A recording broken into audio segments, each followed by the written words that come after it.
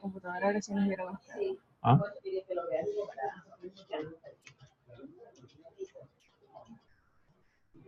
Ya. Comenzamos. Sí, ya está. Sí, ya está. Buenas tardes. Vamos a empezar la charla de manejo de diabetes en stroke. Yo soy Josemín Freund, soy médico endocrinólogo con pregrado en la Universidad Cayetano Heredia, en la especialidad también hecha por la Universidad Cayetano Heredia en el Hospital Loaiza. Actualmente trabajo en el Instituto Nacional de Ciencias Neurológicas. El tema que vamos a tratar hoy día es el manejo de la diabetes en el stroke, ¿no? El tema lo vamos a dividir en 4 fragmentos. Primero vamos a hablar un poco sobre diabetes mellitus y resistencia a la insulina, ¿no? Segundo, vamos a tratar un poco el tema de la diabetes y relacionarlo un poco con los ACVs. En tercer lugar, vamos a hablar propiamente del manejo de la hiperglicemia durante el stroke, durante el evento. Y, por último, vamos a dar algunas conclusiones del asunto, ¿no? De lo que nos interesa, ¿no? Comenzaremos. Bueno, este es el típico paciente, el típico paciente que tiene resistencia a la insulina. ¿Quién no ha visto este cuello en algún familiar? ¿Quién no ha visto este cuello en alguna persona en la calle? ¿No? Cuello oscurito. Y se preguntan, ¿por qué tienen ese cuello oscuro, no? Ese cuello oscuro es sinónimo de resistencia a la insulina. Hay un engrosamiento de la piel, un oscurecimiento, y eso se llama acanthosis nigricans. Y eso está íntimamente relacionado a la presencia de resistencia a la insulina. ¿No? Es más común de lo que pensamos. Nadie se ha quedado sin ver a algún familiar o algún amigo que tenga este tipo de cuello, ¿no? Y la resistencia a la insulina, como lo dije, está íntimamente relacionado con la generación de la diabetes, ¿no? Clásicamente se definía el desarrollo de la diabetes como una combinación de resistencia a la insulina y de disfunción de célula beta, ¿no? La resistencia a la insulina lo que produce es que el organismo secrete compensatoriamente mayor cantidad de insulina para que mantenga las glucosas en niveles de normalidad, ¿no? Con el tiempo, esta resistencia puede ir aumentando, básicamente por los hábitos de vida, una mala alimentación, comer en exceso de carbohidratos en la dieta, el exponer al organismo a cada rato a elevaciones de carbohidratos, ¿no? Las gaseosas, etc. Entonces, la resistencia a la insulina va aumentando y llega en un momento a haber una disfunción de la célula beta. No puede generar la cantidad de insulina que necesita para mantener la glicemia controlada y se comienza a elevar la glucosa en sangre. Y se producen ya alteraciones en la curva de tolerancia a la glucosa, ¿no? Esto con el tiempo va aumentando y se producen ya los criterios para diagnosticar diabetes mellitus 2. Esto es lo clásico, lo que pensábamos que era la génesis de la diabetes hasta hace poco. Sin embargo, ¿no? Acá vemos en estas curvas, más o menos lo que ocurría, ¿no? La explicación. La sensibilidad a la insulina con el tiempo va disminuyendo, entonces el organismo compensa produciendo más insulina. La glucosa se mantiene dentro de los valores normales. En algún momento comienza a fallar la célula beta, ya no puede mantenerse ese nivel elevado de producción de insulina y comienza a decaer. Sin embargo, la resistencia a la insulina sigue y puede empeorar con el tiempo. Entonces la glucosa comienza a aumentar y se produce la diabetes, ¿no? Con el tiempo la diabetes va progresando y va disminuyendo la sensibilidad a la insulina y pueden ir apareciendo las complicaciones a lo largo del tiempo. Como decía, esto es la explicación clásica. Pero ahora sabemos que el control de la glucosa no solamente obedece a la resistencia a la insulina y la función de la célula beta. Y hay una serie de mecanismos que regulan el control de la glucosa en el organismo, ¿no? Tenemos el famoso octeto ominoso, donde vemos que no solamente es la disminución de la secreción de insulina y la resistencia a la insulina lo que está relacionado con el control de la glicemia. Las incretinas secretadas a nivel del tubo intestinal también influyen. La disminución de las incretinas es también parte de la patología de la diabetes. Incremento en la lipólisis también influye. El incremento en la reabsorción de glucosa también influye en la generación de diabetes, ¿no? Incremento en la secreción de glucagón, incremento en la producción hepática de glucosa y algunas disfunciones en los neurotransmisores. Entonces, no solamente son los mecanismos de resistencia a la insulina y secreción inapropiada de insulina a nivel de páncreas, sino hay una serie de mecanismos adicionales con los cuales últimamente se han relacionado, se han descubierto y se han comenzado a producir algunos fármacos de acción en diferente nivel, ¿no? Los cuales son de mucha utilidad y nos dan una serie de herramientas para trabajar en el tratamiento de la diabetes y el control de la glicemia. A nivel mundial, la diabetes está extendida en todo el globo, pero en un franco incremento. Se espera, según la OMS, que en el 2025 hayan 540 millones de diabéticos en el mundo, ¿no? Y la presentación promedio de inicio de los diabéticos está entre 40 y 59 años, ¿no? La mayoría de los diabéticos están en este grupo etario. La mayoría de los pacientes diabéticos son diabetes de tipo 2, la forma más común. Y importante es saber que el riesgo de muerte de una persona con diabetes es más que el doble que una persona que no tiene diabetes, ¿no? Persona con diabetes, simplemente por el hecho de ser diabético, incrementa su mortalidad al doble, ¿no? ¿Cuáles son las causas más frecuentes de muerte en pacientes diabéticos? Primero, enfermedades cardiovasculares, de lejos, el 50% de las muertes en pacientes diabéticos son por problemas cardiovasculares. Y segundo, por insuficiencia renal, ¿no? Y otras causas adicionales. Es importante saber que el 50% de los pacientes en algunas series, en algunas más, en algunas menos, pero en promedio el 50% de los pacientes tienen ya algún tipo de neuropatía, ¿no? Este es el mapa mundial de la diabetes. Y aquí vemos la prevalencia de diabetes en el mundo, ¿no? 95, 2000 y lo que se espera en el 2025 en las líneas verdes. ¿Qué vemos acá? Que el máximo incremento que se espera está en América y en el sudeste de Asia, ¿no? Prácticamente del 2000 al 2025 se espera que se duplique el número de pacientes diabéticos en estas zonas, ¿no? Entonces nosotros estamos en América y sufrimos las consecuencias de este incremento de la diabetes. Este es un estudio del Dr. Seclen sobre la prevalencia de diabetes en el Perú, ¿no? Es un estudio con glucosas en ayunas, básicamente, en diferentes zonas del Perú, y se encontró en este estudio que la prevalencia de diabetes en el Perú era alrededor del 7%, ¿no?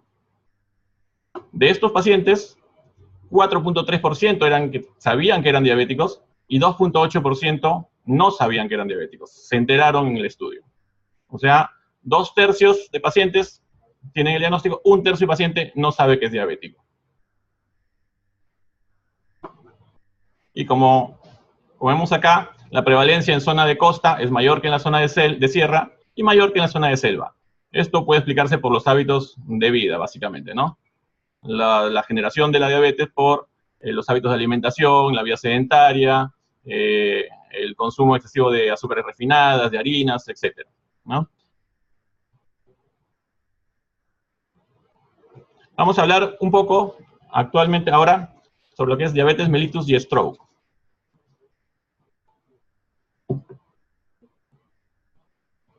La diabetes, con el tiempo, genera una serie de complicaciones. La diabetes es una enfermedad que no va solamente de la mano con el aumento de la glucosa, sino que se asocia a hipertensión, se asocia a dislipidemias, elevación de colesterol, de triglicéridos y a otras disfunciones, ¿no? Es una enfermedad prácticamente inflamatoria crónica y nos predispone a tener una serie de complicaciones.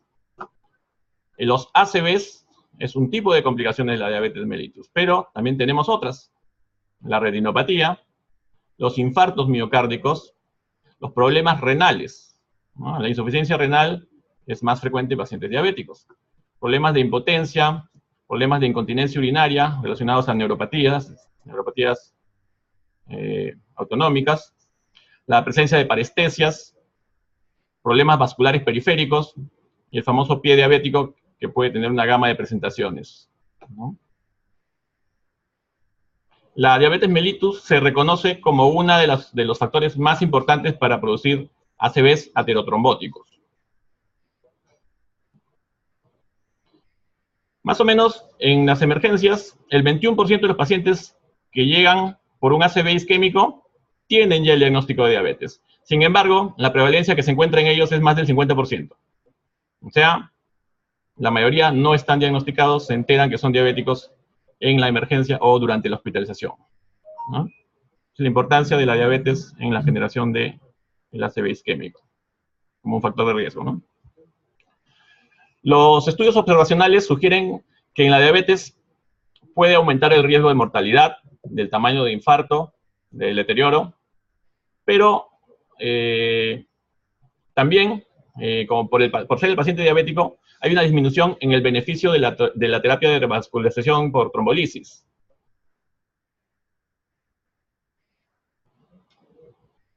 Algunos estudios han fallado en demostrar el efecto de la diabetes en la morbilidad y mortalidad en el stroke, ¿no? Este estudio de Meyerby, por ejemplo.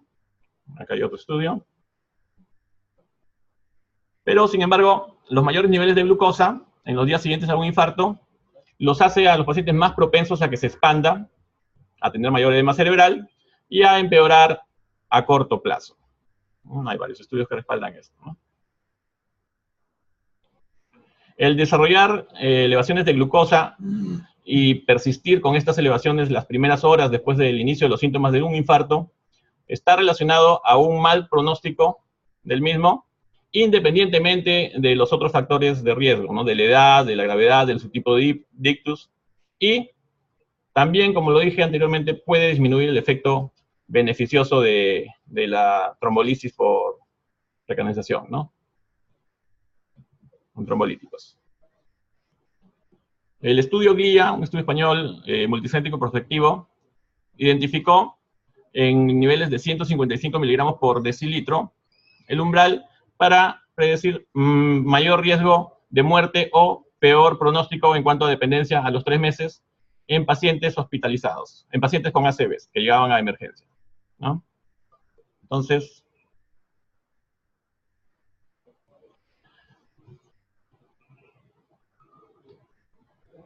este riesgo también, independiente de la edad, de la presencia de diabetes, el volumen del infarto o la gravedad del ictus, ¿no?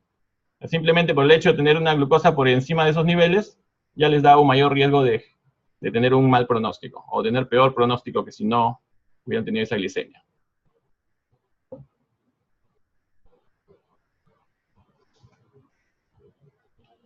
Acá hay varios estudios donde se muestra el efecto de la glucosa en la progresión del volumen medido de la lesión por resonancia magnética, ¿no? Con isquemias agudas, ¿no? Y hay una correlación, ¿no? Entre ambos. Entonces, la hiperglicemia también, como lo dije, ha demostrado predecir una no adecuada recanalización en la fase hiperaguda del stroke y se asocia a un pobre pronóstico también, en cuanto a, hablando de terapia fibrinolítica. Hay varios estudios con esto, ¿no? Agentes anticoagulantes, y la mayoría, pues, no hay un peor pronóstico.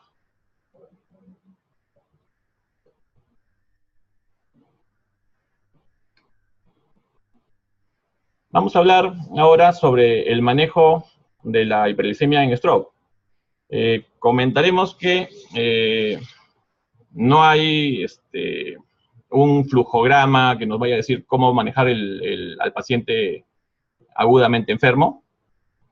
Las recomendaciones de las guías son muy variables y el manejo es individualizado. Cada paciente responde distinto, ¿no? Pero daremos en el transcurso de la charla algunos tips, algunas recomendaciones y algunas cositas que puedan ayudar.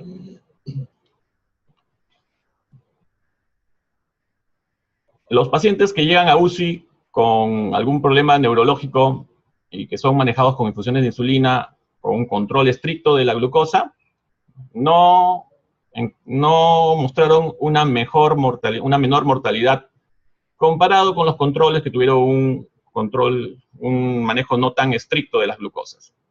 Un estudio de Vandenberg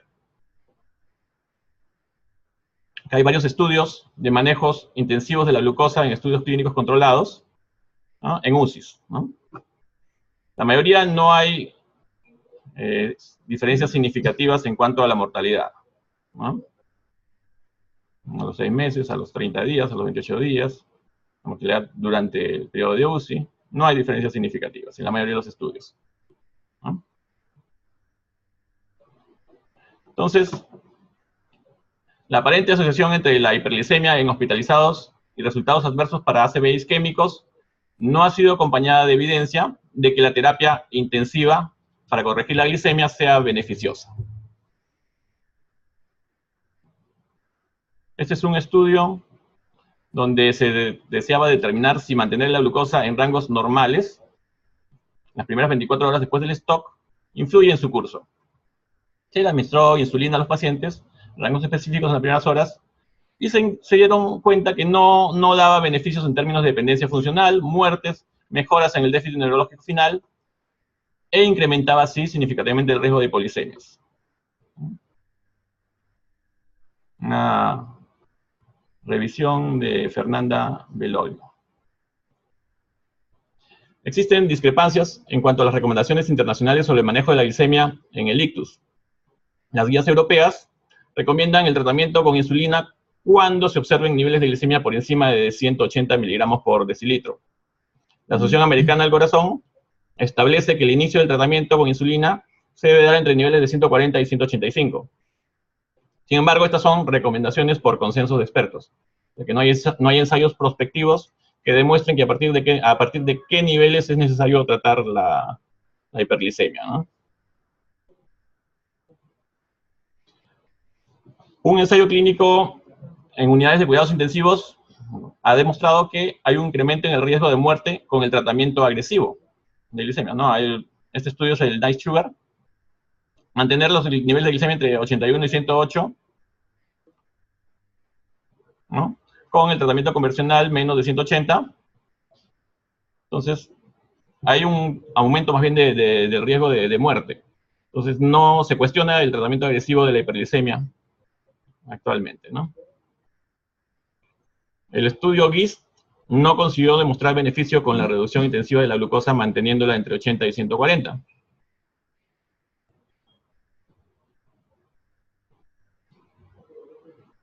El estudio TIS es un ensayo piloto. Se evaluó el tratamiento con insulina intravenosa continua en pacientes con hiperglicemia, más de 150 de glicemia, y se observó una tendencia, pero no significativa, a una mejor evolución.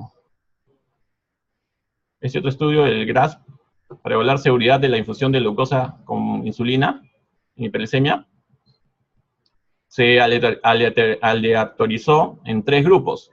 Una con un tratamiento convencional, un segundo grupo con unos márgenes más amplios, entre 70 y 200 de mantener la glucosa, y un tercer grupo con un control estricto de mantener glicemias entre 70 y 110. El grupo 3, en este estudio sí se encontró un mejor pronóstico funcional a 3 meses. Pero comentaremos acá que en este estudio controlado, las medidas para evitar la hipoglicemia eran bastante estrictas, ¿no?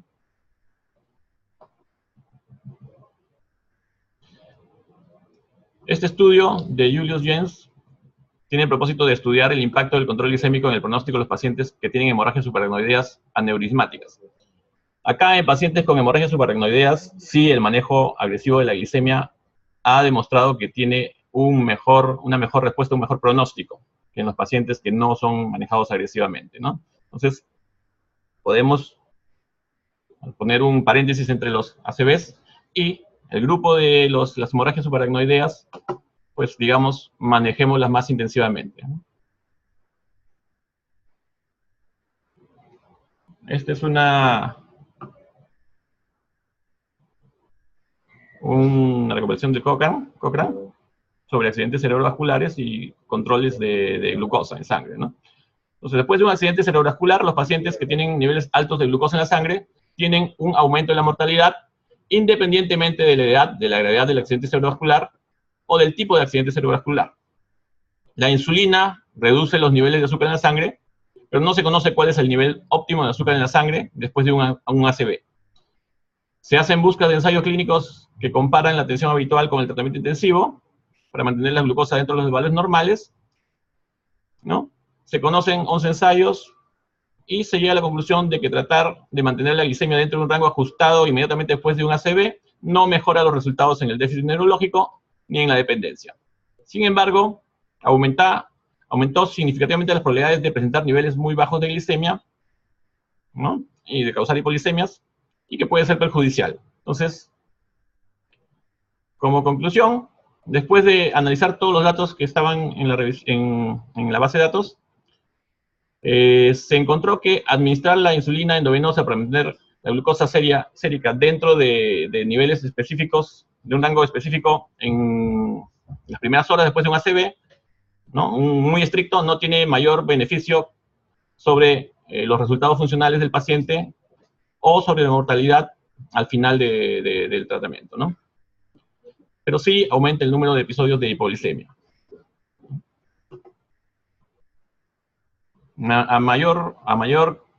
Al tratar de tener un mayor control de hipoglicemia, mayor riesgo de hipoglicemia, ¿no? Entonces, la terapia con insulina es el método preferido para controlar a los pacientes que están hospitalizados con hiperglicemias.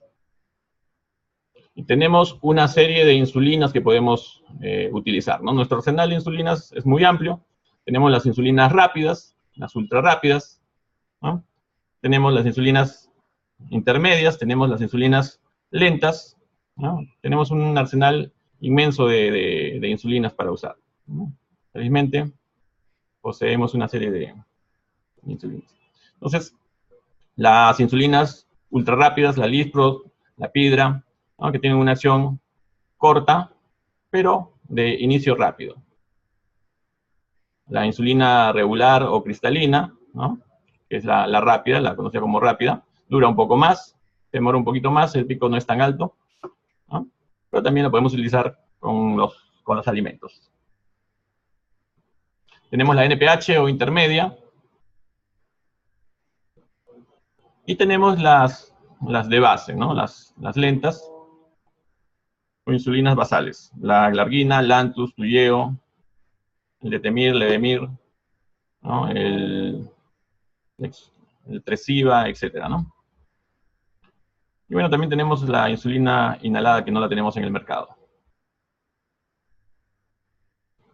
Comparando la insulina rápida con la ultra rápida, ¿no? Tenemos que en la ultra rápida la acción es más rápida y menos tiempo de acción. Entonces, si lo utilizamos con los pacientes, con los alimentos, vamos a tener menor riesgo de hipoglicemias que con la rápida, ¿no? Esta es la absorción del alimento y la acción de la insulina, ¿no? Ultra rápida y la rápida, que tiene una curva un poquito más amplia. En las unidades de cuidados intensivos, el usar la insulina por vía intravenosa es quizá la ruta preferida de administración, porque tenemos un control más estricto, tenemos bombas de infusión, ¿no? Entonces, ya tenemos en la unidad de cuidados intensivos varios estudios, ¿no?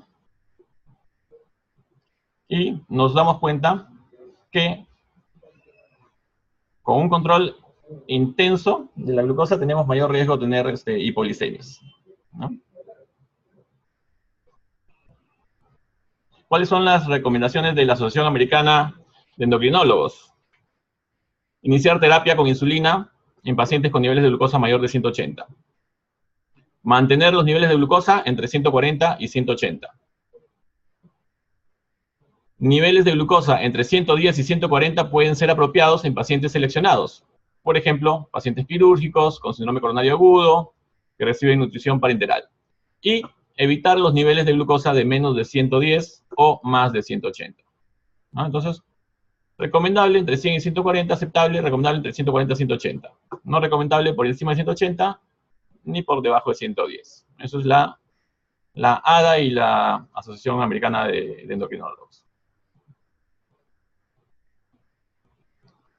Fuera de las unidades de cuidados intensivos, la administración subcutánea de insulina es utilizada con mucho más frecuencia. ¿Cuáles son las recomendaciones de la Asociación Americana de Endocrinólogos y de la ADA, la Asociación Americana de Diabetes? para el manejo de la hiperglicemia en pacientes no críticos. Primero, mantener los niveles de glucosa entre 140 y 180, ¿no? Se considera hipoglicemia con menos de 70 y severa con menos de 40. Entonces, para evitar la hipoglicemia, lo que recomiendan es mantener los niveles de glucosa por encima de 100 miligramos por decilitro, ¿no? Y de ajustar la medicación si dice que baja por más de 100. Los componentes recomendados en los regímenes subcutáneos de insulina incluyen un componente basal y un componente nutricional, además de un componente de corrección, ¿no? Como dije, la forma de usar la insulina es muy variable, ¿no? Y va a depender, entre otras cosas, aparte del paciente, de lo que dispongamos dentro de nuestra institución, ¿no? Y del control que también se tenga dentro de las salas, de las glicemias, ¿no? Entonces, una forma es usar la insulina basal, ¿no? Y utilizar las insulinas rápidas o ultra rápidas para los picos, ¿no? Eso es lo ideal, sería, ¿no? Usar un bolo basal y los bolitos de insulina rápida o ultra rápida con los alimentos, ¿no? Para mantener más o menos imitando la función del páncreas del organismo. El uso de la escala móvil como forma única de terapia en pacientes hospitalizados con diabetes se debe evitar. Primero, porque no vamos a controlar adecuadamente esta diabetes. Y segundo, porque en pacientes que tienen diabetes tipo 1 va a aumentar el riesgo de cetoacidosis, el no recibir insulina. Entonces es recomendable, es mejor dar insulina fija, ¿no? Sin embargo, al inicio podemos utilizarla simplemente para tener una base, un estimado de cuánto vamos a utilizar de insulina durante la aplicación de las dosis fijas. Un estudio prospectivo comparando eficacia y seguridad del régimen basal bolo, ¿no? Con glargina y glulicina con escala móvil, con insulina regular en diabetes tipo 2 hospitalizados en medicina, encontró que en el basal bolo hay una mejora significativa en el control de la glucosa y la incidencia de hipoglicemias era baja y similar a la tendencia que había con la escala móvil, ¿no? Entonces, en realidad no hay mayor beneficio en la escala móvil sobre el basal bolo. Acá está, ¿no? Ya tenemos escala móvil, controles de la glucosa, y basal bolo, controles en la glicemia, ¿no? O sea, mejor controlado estaba en el basal bolo. ¿No? En un estudio aleatorizado, multicéntrico y controlado, encontramos que la combinación de NPH, en forma regular 2 veces al día, obtenía más o menos el similar control que un basal bolo con una insulina plana de Temir y la ultra rápida de las PARP en las comidas. Entonces, si no disponemos de este arsenal, podemos utilizar la NPH también. No hubo diferencias en las estancias hospitalarias y el índice de hipoglicemias y la mortalidad entre ambos grupos fue similar también. Este es un estudio de Umpierres.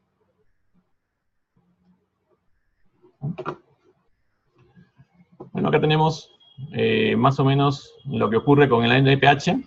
Son dos aplicaciones, ¿no? Y lo que ocurriría con un basal bolo, ¿no? NPH con rápida, más o menos similares, ¿no?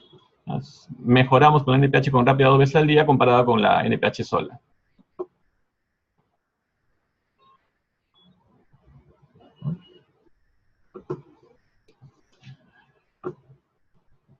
Este es el Colegio Americano de Médicos.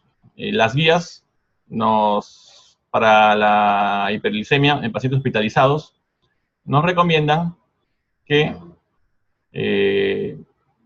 la terapia intensiva en realidad no tiene mayor beneficio, ¿no? Las recomendaciones son no usar la terapia intensiva con insulina para el estricto control de la glucosa en unidades de cuidados intensivos en pacientes con o sin diabetes, ¿no? Y el grado de recomendación es grande, ¿no? La evidencia es moderada grande. Los pacientes que no están usando terapia intensiva para normalizar la glucosa, con o sin diabetes, ¿no? Y los niveles de glucosa que recomiendan es entre 140 y 200, ¿no?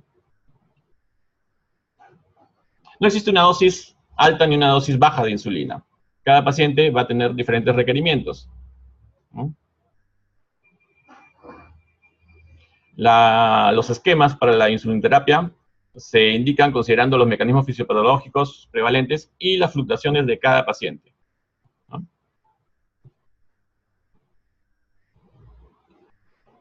Dentro de las recomendaciones,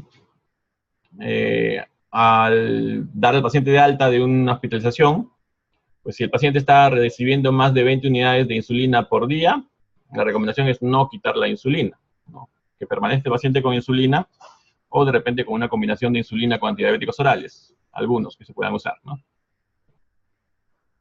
Los antidiabéticos orales. En general, los agentes por vía oral hasta hace poco tenían un papel limitado en los pacientes que estaban hospitalizados y se prefería evitarlos, utilizar mejor la insulina, ¿no? Hay una serie de antidiabéticos orales, ¿no? Disponemos de sulfonilurias, pero en pacientes con un infarto reciente la recomendación es evitarlas, ¿no? Se ha demostrado que aumenta la pérdida del área de penumbra en infartos miocárdicos recientes, sobre todo la glibenclamida, ¿no? Y podría suceder algo similar en los ACVs. Si se instala su uso al alta, es preferible que las sulfonilurias sean de segunda generación y no la glibenclamida, no usar glibenclamida. O sea, esa es una recomendación importante. La metformina es otro medicamento común. Tiene un efecto a largo plazo. Entonces, el usarlo en el infarto agudo no nos va a dar mayor beneficio, ¿no? En cuanto a la baja de la glucosa. La metformina tiene un inicio de acción a las 2-3 semanas de iniciar su uso y su pico a las 6 semanas aproximadamente.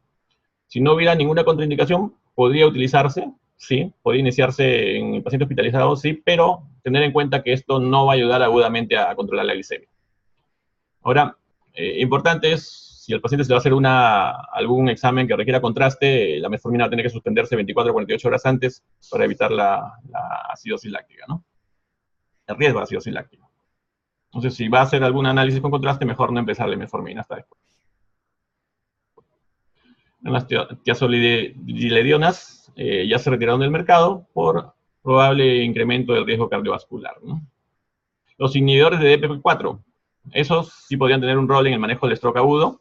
No se ha demostrado que aumenten el riesgo cardiovascular, son seguros y tienen bajo riesgo de hipoglicemia. Entonces, podrían utilizarse como parte de la terapia actualmente, ¿no?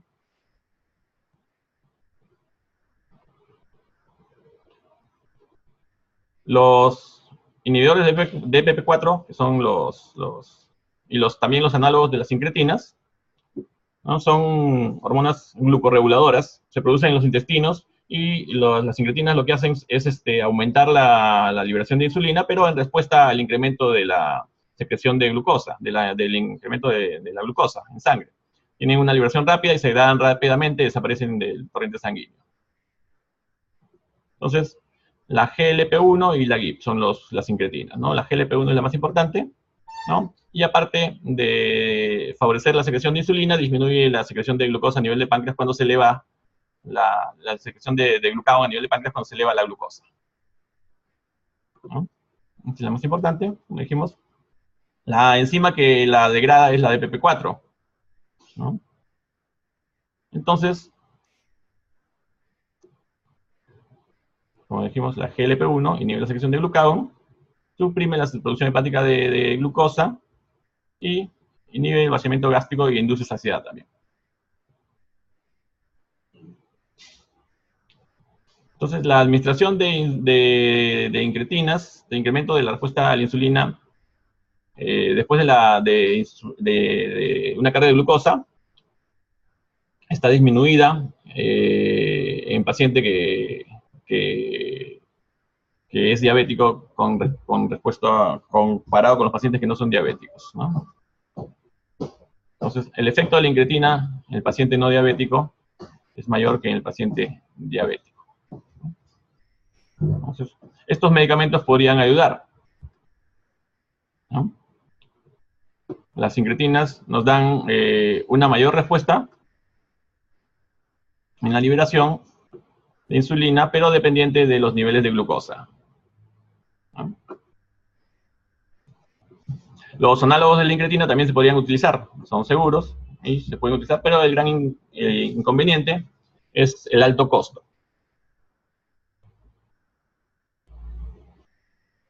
¿No?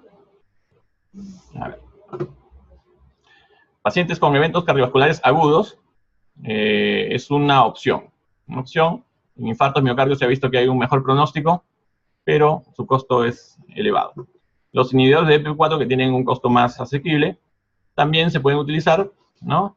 La ventaja de los inhibidores de EP4 es que tienen bajo riesgo de hipoglicemia y a largo plazo no están relacionados con el deterioro de las células beta, ¿no?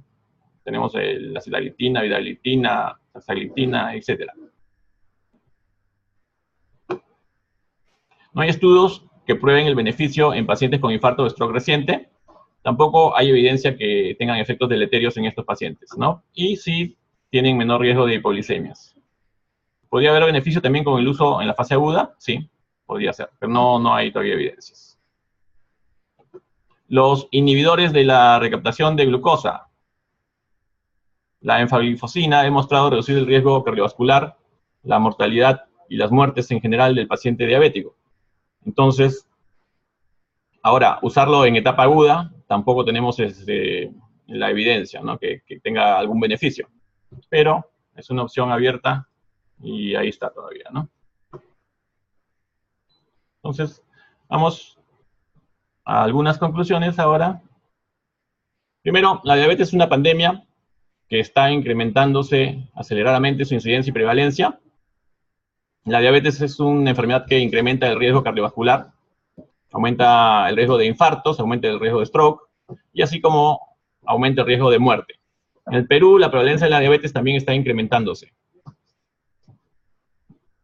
La hiperglicemia determina un mal pronóstico en los pacientes con un ictus agudo. Glicemias mayores de 155 en las primeras 48 horas post-infarto incrementan el riesgo de muerte y dependencia a los 3 meses post-evento. La persistencia de hiperglicemias 48 a 72 horas post-infarto incrementa también este riesgo. Los pacientes con mayores niveles de glucosa en los días siguientes al infarto son más propensos a expandir el infarto, a tener edema cerebral y empeorar a corto plazo. La hiperglicemia empeora el pronóstico de la recanalización por trombolisis, ¿no? Entonces, la hiperglicemia determina un mal pronóstico en pacientes que tienen un ictus agudo. Sin embargo, no hay una evidencia significativa de que la terapia para corregir la hiperglicemia sea beneficiosa, ¿no? Que tenga un beneficio si es que la hacemos agudamente y muy estrechamente, ¿no? Las recomendaciones son discrepantes en cuanto al manejo de la glicemia en ictus, ¿no? Se recomienda el uso de insulina para el control de la glicemia en los pacientes que están hospitalizados. Los agentes vía oral tienen un papel limitado. Algunos de ellos se recomienda evitarlos en pacientes hospitalizados. Análogos de incretinas, empaglifosina, que es un inhibidor de la recaptación de glucosa a nivel renal, podrían tener un papel importante sumándose a las indicaciones para el manejo de eventos vasculares agudos en infartos y en ACVs. Pero esto lo veremos a corto plazo, ¿no? Entonces, básicamente, eso sería el tema de exposición. Y si hubiera alguna pregunta, me gustaría conversar con ustedes. ¿Dónde se ven las preguntas? Ajá.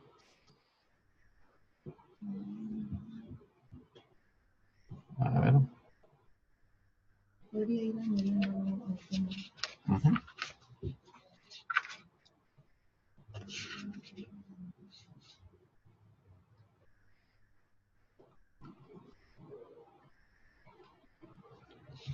Ahora.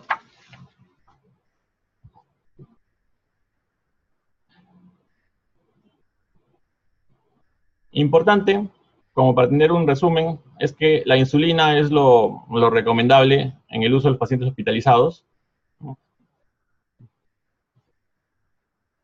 ¿Los análogos de incretina se pueden usar regularmente para control rutinario? Sí, claro que sí.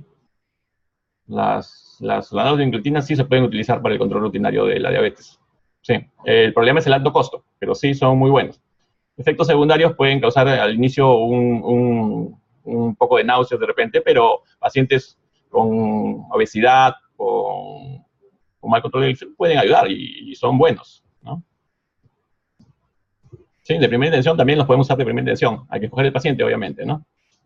Pacientes gorditos con bastante resistencia a la insulina van a ir bien con los análogos de las incretinas.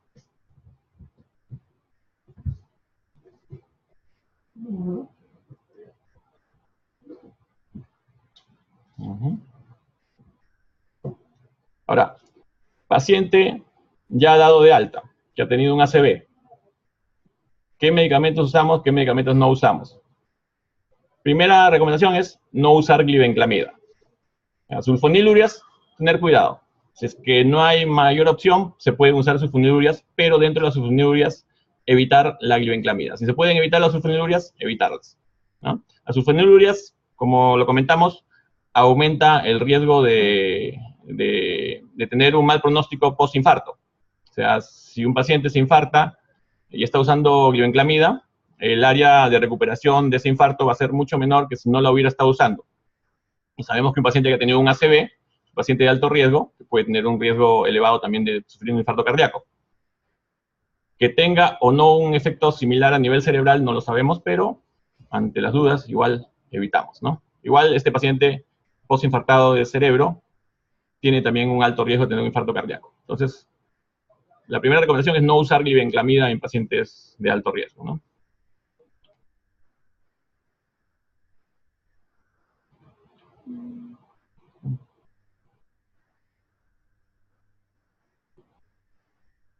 Metformina es un medicamento que sí lo podemos utilizar, ¿no? Un medicamento muy usado desde hace mucho tiempo. El inconveniente de la metformina en algunos pacientes es que causa molestias gástricas, pero hay presentaciones de liberación prolongada, hay presentaciones con cubierta entérica, presentaciones sin lactosa, que disminuyen estas molestias, ¿no? Es un medicamento bastante seguro y que se puede usar en la mayoría de los pacientes. Inhibidores de EPP4 es otro grupo que también se puede usar y se utiliza ampliamente.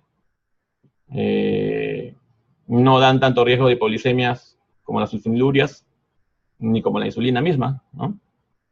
Las insulinas también se pueden utilizar en paciente ambulatorio. Hay insulinas muy seguras, que son las planas, ¿no? Las de largo... Y se pueden combinar muchas veces también con un inhibidor de EPP4, o con metformina y un inhibidor de EPP4. Es una combinación bastante buena, bastante segura y bueno, quizá los costos a veces no son lo más adecuado, pero es bastante segura, ¿no? En algunas instituciones lo tenemos dentro del petitorio.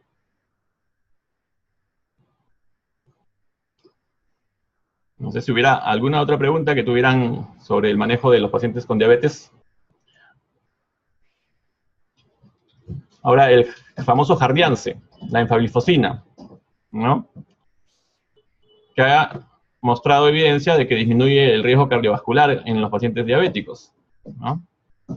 Solamente por el uso de la empaglifosina ya estamos disminuyendo el riesgo cardiovascular. Entonces, una indicación, si es que no hay algún serio problema renal, es usarlos en estos pacientes, ¿no?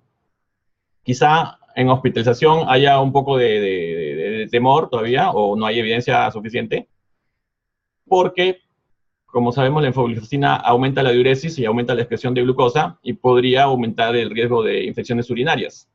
Pero en un paciente ambulatorio, pues su uso yo creo que sería indicado y sería beneficioso.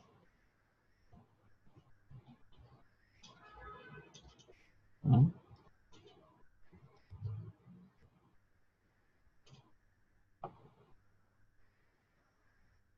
Insulinas en el paciente ambulatorio. Tenemos en el mercado, como comenté, una serie de insulinas planas que nos dan bastante seguridad, muchas de ellas con sus lapiceros aplicadores de fácil aplicación, ¿no? Y que nos facilitan actualmente el uso de la insulina, ¿no? Antiguamente pues era con la jeringuita sacar la dosis del tubito ver las medidas, y era un poco engorroso. El paciente de edad con un ACV, de repente con un problema visual, era difícil para este paciente, si no tiene un apoyo familiar adecuado, utilizar insulina. Actualmente, pues es mucho más fácil, ¿no? Se hace más sencilla la labor, ¿no? Ujú. Tenemos que complementar también podría. ¿Cómo? Si no hay nada más que complementar, también podría dar las gracias. Sí. Bueno, si no hubiera ninguna otra pregunta o alguna otra interrogante, a ver. ¿Todo paciente que tuvo algún stroke debe usar siempre insulina para el control posterior o se puede manejar con antidiabéticos orales en su día a día? Sí, se puede utilizar con antidiabéticos, se puede manejar con antidiabéticos orales, ¿no? Un paciente que ha tenido un stroke no necesariamente tiene que usar insulina. Como lo comentamos, hay una serie de antidiabéticos orales que son seguros. Lo que no debemos usar es la glibenclamida en este paciente que ha tenido un stroke. Y lamentablemente en muchas instituciones lo único que tenemos es glibenclamida metformina, ¿no? Pero la glibenclamida no la deberíamos usar, ¿no? En todo caso, lo ideal sería usar un inhibidor de PP4 de repente, o metformina o algún otro medicamento. Y si es que tenemos que usar glibenclamida porque no tenemos otra cosa que no sea, tenemos que usar, perdón, una sulfonilurea que no sea glibenclamida, ¿no? No necesariamente tenemos que utilizarlo, manejarlo con insulina.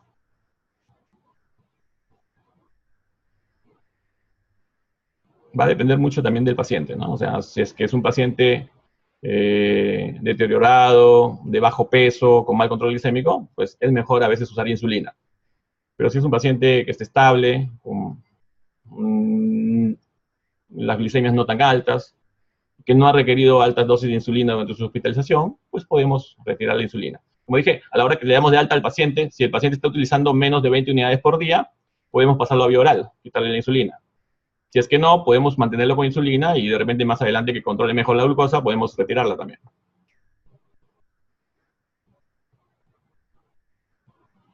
¿Con cuáles se ve mayor daño en las células del páncreas? Con, bueno, las sulfonilurias. Las sulfonilurias son las que deterioran las células pancreáticas y dentro de ellas las antiguas, las de primera generación, la glibenclamida.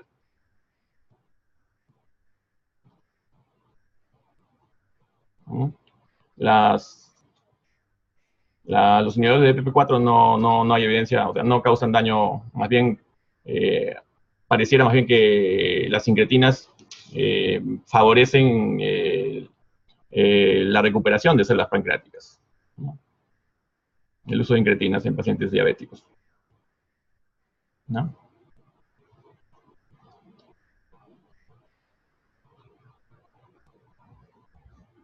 Bueno, si no hay mayor preguntas, agradezco la presencia de quienes estuvieron en este chat y damos por concluida la charla. Muchas gracias.